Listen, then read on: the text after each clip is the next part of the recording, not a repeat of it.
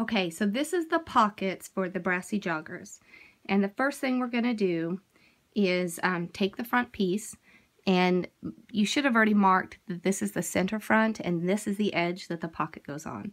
And so those are marked on the pattern pieces. Go ahead and mark them on your cut fabric so you know which is which and you don't get confused.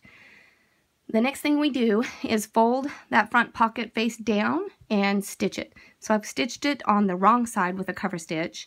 If you're using a double needle, you should stitch it on the front side so it's decorative on the front side. Or you can use any decorative stitch you want on your sewing machine.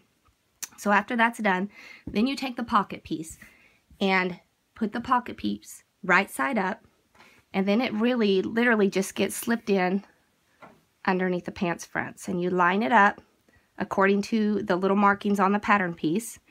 But basically it just gets set right in there, so this lines up and this lines up. And once you have that put into place, you just put a couple of pins in it to keep it there.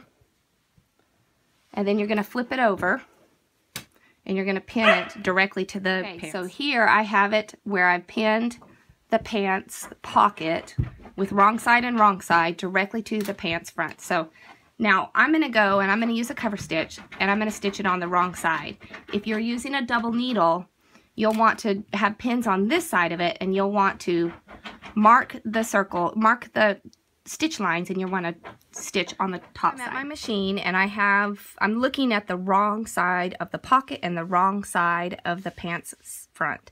And I'm just going to stitch along the pocket curve. I'm using a cover stitch machine, so I'm stitching on the wrong side. If you're using a double needle or your regular sewing machine with a decorative stitch, you're going to want to stitch from the right side of the fabric. And I'm just going to stitch down around the edge of the pocket, curve around. And this is, like I said, sewing it directly to the front of the pants.